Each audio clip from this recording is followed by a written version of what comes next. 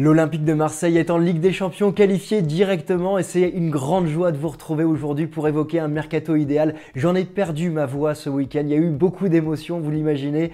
L'Olympique de Marseille qui s'est qualifié à l'ultime seconde du championnat, notamment grâce au fait que le Racing Club de Lens ait égalisé sur la dernière occasion dans les arrêts de jeu des arrêts de jeu face à l'AS Monaco. L'Olympique de Marseille a fait le travail face à Strasbourg, 4-0. Et un penalty qui aurait pu être accordé par Madame Frappard avec cette main dans la surface de réparation. Bref, l'OM est qualifié et je suis très heureux de vous retrouver aujourd'hui pour évoquer ce mercato idéal. Bienvenue sur CM Football, bienvenue pour cette vidéo mercato idéal avec 3 mots d'ordre pour évoquer cette vidéo. D'abord, la continuité, ensuite la polyvalence des joueurs et enfin l'expérience parce que l'OM est qualifié pour la Ligue des Champions pour la 2e fois en 3 saisons et c'est un nouveau cycle, un cycle de stabilité qui doit s'intégrer à l'Olympique de Marseille. On le sait, ce n'est pas le premier mot qui vient en tête quand on parle de l'OM, mais la stabilité avec Pablo Longoria doit être le maître mot pour la prochaine saison. Alors, dans cette vidéo, on va évidemment rappeler le contexte dans quelques secondes. On va voir ligne par ligne quels sont les joueurs qui pourraient intégrer l'Olympique de Marseille. Et je vous invite à commenter cette vidéo dès lors qu'un nom est annoncé pour qu'on puisse échanger ensuite ensemble en commentaire parce que je pense qu'il y a plusieurs noms qui vont pouvoir faire débat. On va rappeler le contexte de cet Olympique de Marseille. Le contexte d'abord, c'est cette 2e qualification en 3 saisons. On l'a dit, l'OM était qualifié avec André Villas-Boas il y a 2 saisons. L'OM est sorti avec seulement 3 points de la phase de groupe. Là, l'Olympique de Marseille doit vraiment essayer, espérer au minimum de se qualifier pour l'Europa League en terminant 3e, pouvoir faire des coups dans cette Ligue des Champions et pour cela, il doit s'appuyer sur un effectif solide. Le contexte, c'est quoi aussi? C'est est-ce que Jorge Sampaoli va prolonger avec l'Olympique de Marseille? Alors, il n'y a pas de question sur son contrat actuellement parce qu'il est en contrat jusqu'en juin 2023. Mais il y a un doute qui plane, on l'a vu ces dernières semaines, il a demandé des garanties financières, notamment sur le fait que l'OM doit avoir un effectif solide pour jouer cette compétition, jouer cette Ligue des Champions. Même si l'OM sera chapeau 4, on a l'impression que Jorge Sampaoli ne veut pas faire de la figuration et ça c'est un point important. Alors va-t-il prolonger ce que souhaite Pablo Longoria?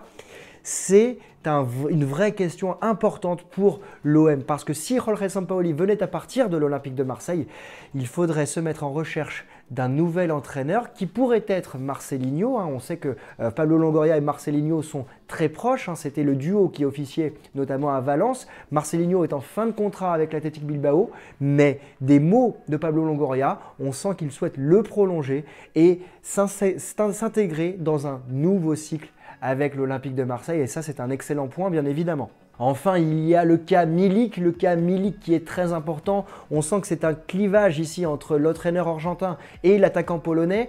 On a ici un joueur qui est un attaquant international, un vrai buteur, mais clairement, physiquement, on l'a senti amoindri cette saison à travers sa première partie de saison où il est revenu très tardivement de blessure. Et ensuite, dans la rotation de l'effectif, on a vu l'entraîneur argentin ne pas le titulariser à un poste de prédilection où en tout cas, on sent que Milik a du mal à participer au jeu de l'Olympique de Marseille. Quid de la présence de l'international polonais en vue notamment de la Coupe du Monde? On l'a vu qu'il souhaitait rester à l'Olympique de Marseille. Il a fait plutôt un bon match, je trouve, face à Strasbourg. Mais est-ce que le choix de Pablo Longoria se portera sur Jorge Sampaoli avec un jeu de possession alors que Milik, lui, a besoin de ballons dans les 16 mètres pour marquer? Est-ce que les deux vont pouvoir cohabiter? C'est une vraie question. On va voir dans la partie attaquant quelles sont les solutions possibles du côté de l'Olympique de Marseille. Voilà, on a essayé de poser un contexte global. Si vous voyez d'autres points, n'hésitez pas à me le dire en commentaire. Là, on va passer par les gardiens et on commence évidemment avec Stam Mandanda et Pau Lopez qui devrait être reconduit la saison prochaine. Parce que Pau Lopez, de son côté, on sait qu'il a été recruté par l'OM. Il a été plutôt bon, moyen bon sur la fin de saison, mais plutôt bon sur sa première partie de saison avec de nombreux clean sheets, avec de l'assurance dans les buts, mais on a vu un Steve Mandanda, emblème de l'Olympique de Marseille, qui a débuté la saison, mais surtout qu'il a terminé avec beaucoup d'expérience, beaucoup de maturité, beaucoup de joie aussi, parce qu'il a permis à l'OM de sauver des points, notamment dans cette course à la qualification à la Ligue des Champions. Il y a une question qui se pose, c'est de savoir si Steve Mandanda voudra continuer l'année prochaine en ayant ce rôle de numéro 1 bis. Ça va être un gros point parce que s'il ne continue pas, il faudra absolument aller chercher une doublure à Pau Lopez ou un numéro 1 bis. Et c'est donc là qu'une ouverture se propose. Et j'ai envie de proposer deux noms. Un nom qui financièrement devrait être compliqué, mais qui fait partie des gardiens qui doivent faire partie de l'équipe de France dans le futur, c'est Alban Lafont, le gardien du FC Nantes. Alban Lafont qui est pressenti pour rentrer dans cette équipe de France, mais qui est encore juste en dessous de cette marche. Alban Lafont qui a arrêté de nombreux pénaltys cette saison, notamment face au Paris Saint-Germain de Neymar. On a un Alban Lafont qui a remporté la Coupe de France et qui progresse. C'est encore un jeune joueur, il a 23 ans. Il est estimé à 14 millions d'euros, c'est beaucoup d'argent pour un gardien, mais c'est un poste sur lequel on sait qu'on peut capitaliser sur de nombreuses années. On l'a vu avec Steve Mandanda lorsqu'il est arrivé du Havre il y a plus de 10 ans maintenant. Si l'OM n'a pas les finances pour recruter Alban Lafont, il y a un autre joueur qui pourrait être très intelligent de recruter, c'est Walter Benitez. Walter Benitez, le gardien de l'OGC Nice, qui lui arrive en fin de contrat. C'est un gardien qui a de l'expérience de la Ligue 1, qui parle français, à voir s'il pourrait s'intégrer dans le style de jeu de Jorge Sampaoli avec cette notion de balle au pied qui est très fréquente, mais c'est un gardien qui pourrait être gratuit et ça c'est un point important pour les finances de l'OM malgré la qualification en Ligue des Champions parce qu'il va falloir aussi faire attention à cet argent. Voilà les deux postes, les deux joueurs que je pourrais voir, sinon ma priorité c'est de garder Steve Mandanda et Pau Lopez pour la saison prochaine parce qu'on a deux grands gardiens qui ont notamment l'expérience de l'Europe. Voilà, n'hésitez pas à me dire en commentaire ce que vous en pensez. On va passer à la partie défenseur. Et en défenseur, la priorité pour l'Olympique de Marseille, c'est clairement William Saliba. On a un William Saliba qui est devenu international français cette saison grâce à l'Olympique de Marseille. Un William Saliba qui appartient à Arsenal qui ne disputera pas la Ligue des Champions l'année prochaine. Un William Saliba qui est estimé à 30 millions d'euros. Je doute que l'OM ait les finances de pouvoir prolonger ou en tout cas acheter William Saliba dès à présent pour l'année prochaine, pour le recruter complètement. Ici, ce qui serait très intelligent, et là on en appelle bien évidemment à Pablo Longoria, c'est de pouvoir réaliser un prêt avec option d'achat, ou même sans option d'achat parce que Arsenal va chercher à se qualifier en Ligue des Champions la saison prochaine. L'OM peut faire bonifier encore une fois l'expérience de William Saliba, à voir en fonction de l'OM après s'il a les capacités de le recruter, mais on a un William Saliba qui doit jouer la Ligue des Champions avec l'OM et qui doit rester international français. Il est sélectionné avec les Bleus de Didier Deschamps pour la Ligue des Nations. Sa progression doit passer pour l'OM et il doit être la priorité.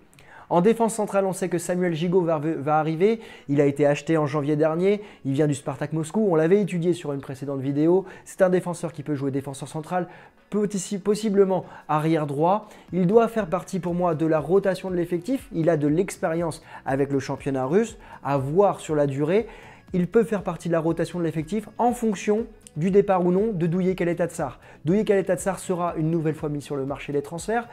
Mais j'ai un avis assez ouvert sur lui aujourd'hui parce que dans la continuité, dans la polyvalence et dans l'expérience, c'est un homme qui connaît la Ligue des Champions, c'est un homme qui connaît le caractère de l'Olympique de Marseille, qui a plutôt fait une bonne saison avec Jorge Sampaoli cette année.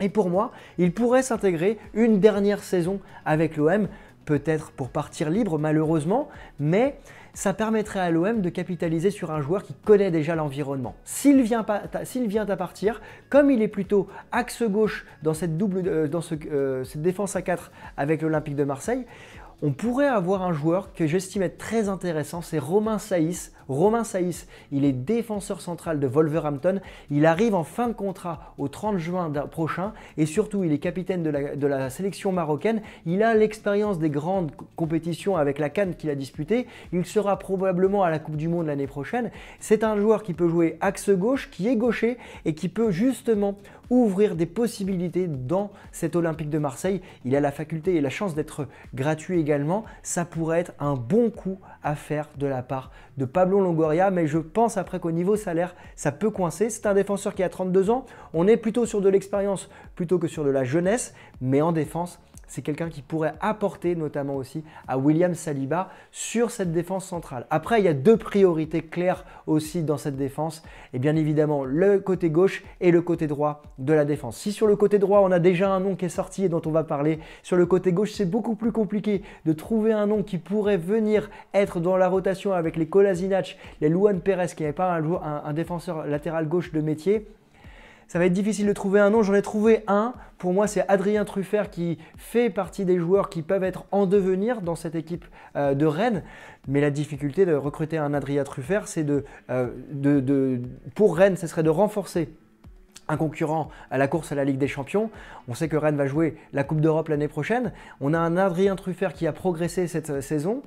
Mais j'ai du mal à imaginer le Stade Rennais laisser partir Adrien Truffert à l'Olympique de Marseille. Si vous avez des noms en tant que latéral gauche qui semblent abordables pour l'Olympique de Marseille, n'hésitez pas à me le dire en commentaire. Parce que sur le côté droit, clairement, il n'y a pas de question. Jonathan Klaus est la priorité de l'OM. On l'a appris en fin de semaine dernière de la part d'RMC. Jonathan Klaus qui est devenu international cette saison avec le Racing Club de Lens. Jonathan Klaus, c'est un joueur clairement qui pourrait être un mariage parfait avec l'OM, que ce soit dans une défense à 4 ou dans une défense à 3, parce qu'il a ce profil justement pour prendre le couloir droit.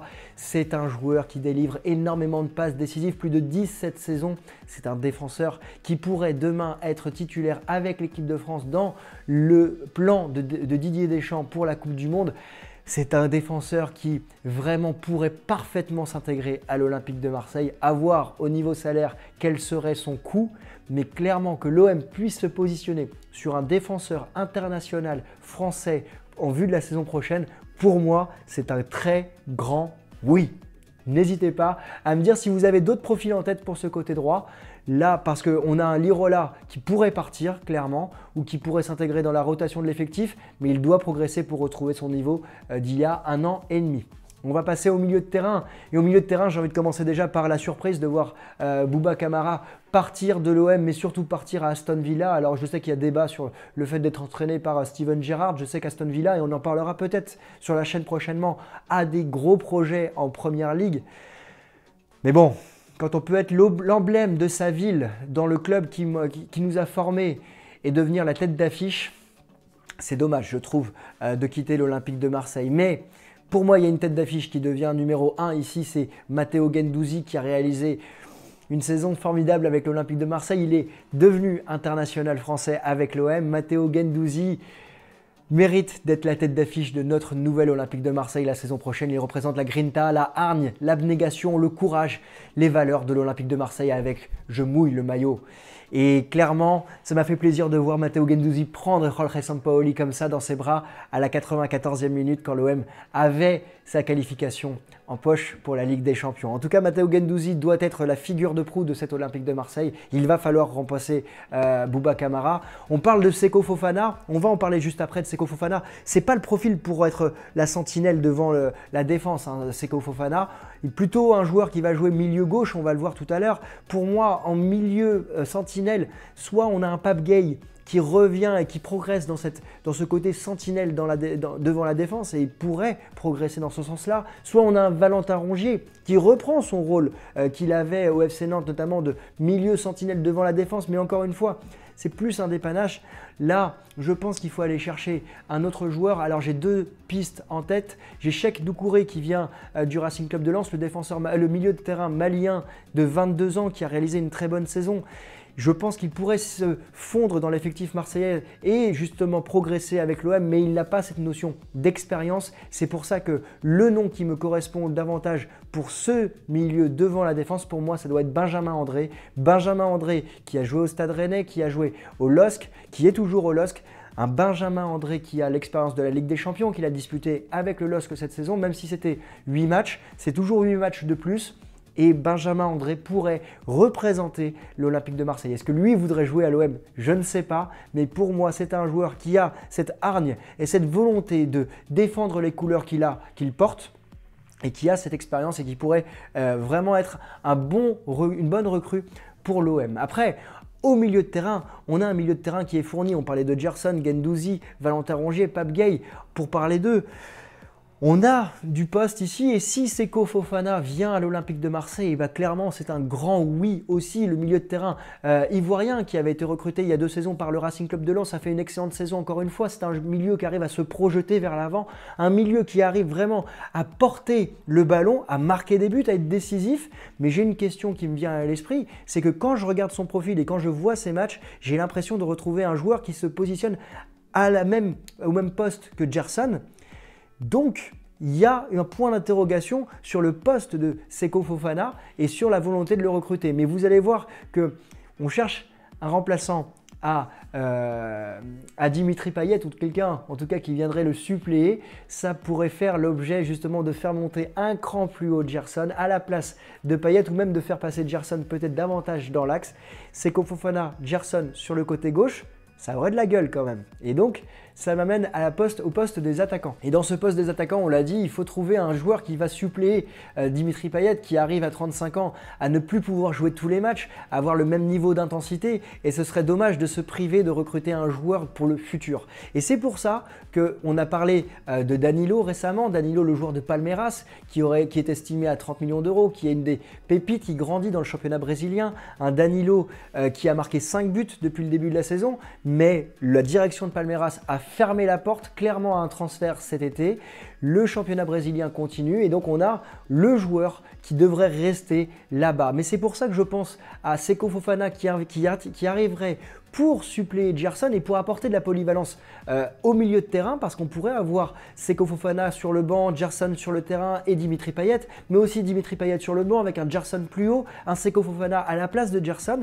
Et là, on aurait un Gerson qui pourrait justement encore magnifier le jeu de l'Olympique de Marseille, un Gerson dont on va probablement parler dans une prochaine vidéo parce qu'il a réalisé une excellente saison à l'Olympique de Marseille, un Gerson qui a progressé, qui a évolué et qui a été décisif. En témoignent encore ces 2 buts samedi dernier face à Strasbourg. Et pour moi, on va le voir tout à l'heure dans le 11 probable de l'équipe, on pourrait avoir un Gerson qui vient dans la rotation de l'effectif, suppléer Payet qui, le jour où il est blessé, suspendu ou mis à disposition du banc, on a Gerson qui est titulaire. Au niveau de l'attaque, on va en parler avec le cas Milik, mais on va commencer avec, d'abord, on va aller sur le côté droit avec Under qui va rester à l'Olympique de Marseille. On a vu un Under qui a plutôt été en difficulté sur la deuxième partie de saison, mais qui avait fait un bon début de saison. Il doit avoir un numéro 2 autour de lui. On a vu que Bamba Dieng pouvait jouer sur le côté droit, même si pour moi, ce n'est pas son poste de prédilection. On a vu que Amin Harid pouvait aussi dépanner sur le côté droit, mais ce n'est pas encore une fois pour lui aussi son poste de prédilection. Là, on va craquer un petit peu. Si l'OM a la possibilité d'aller chercher Benjamin Bourigeaud, clairement, c'est un très grand oui, mais on va se confronter au même problème que le Stade Rennais tout à l'heure. Est-ce qu'ils vont pouvoir permettre à l'OM de se renforcer un concurrent en course à la Ligue des Champions? C'est une grande question. On a un Benjamin Bourigeaud qui a joué à Lens, qui a joué à Rennes, un Benjamin Bourigeaud qui franchirait un palier avec l'Olympique de Marseille pour jouer régulièrement la course à la qualification à la Ligue des Champions. Jouer dans un stade mythique, bien évidemment. Ça serait un palier à passer, ce serait une bonne idée d'aller le recruter. J'ai des doutes sur la capacité de l'OM à aller le chercher parce que Rennes va être très difficile en égo, mais ce serait évidemment un très bon joueur pour faire une doublette avec Jonathan Klaus sur le côté droit et pour suppléer Under. Ça nous amène à la position d'attaquant. Est-ce que Milik et Sampaoli peuvent être compatibles? Clairement, il va y avoir une discussion entre les deux parce que Milik souhaite rester et je pense que l'OM intrinsèquement a besoin d'un joueur comme Milik pour jouer la Ligue des Champions. Après, on a vu que sportivement, c'était difficile pour le joueur polonais de s'intégrer dans le système de Jorge Sampaoli qui nécessite beaucoup de courses physiques, beaucoup de débauche d'énergie et on sait que l'attaquant polonais, et lui, a besoin de ballons dans la surface de réparation. Alors j'ai envie de le voir rester à l'OM parce que dans la Ligue des Champions, il va falloir être plus pragmatique que le jeu qu'on a pu voir avec Jorge Sampaoli. Il va falloir être plus clinique aussi et il va falloir être plus direct. Si Jorge Sampaoli arrive à faire évoluer son jeu à l'OM, à être plus direct avec un attaquant de pointe comme Milik, mais donc faire aussi évoluer ces différentes possibilités, ces différentes options, l'OM va grandir. Ça nécessite beaucoup d'intelligence, évidemment de la part de l'entraîneur argentin, beaucoup d'intelligence de la part de l'international polonais, mais beaucoup d'intelligence aussi de la part des joueurs de l'Olympique de Marseille pour jouer ces différentes options, ce jeu de possession, ce jeu plus direct. Mais quelle magie si demain l'Olympique de Marseille arrive à avoir ces différents styles de jeu pour perturber ses adversaires. Et c'est ça que l'OM doit aller chercher. Donc pour moi, Milik doit rester. Milik doit être une option comme Bamba Dieng, lui, qui doit progresser. Milik doit être une option comme Bamba Dieng, comme Cédric Bakambu, si l'OM a la possibilité de le garder, même si ce dernier est très cher au niveau salaire.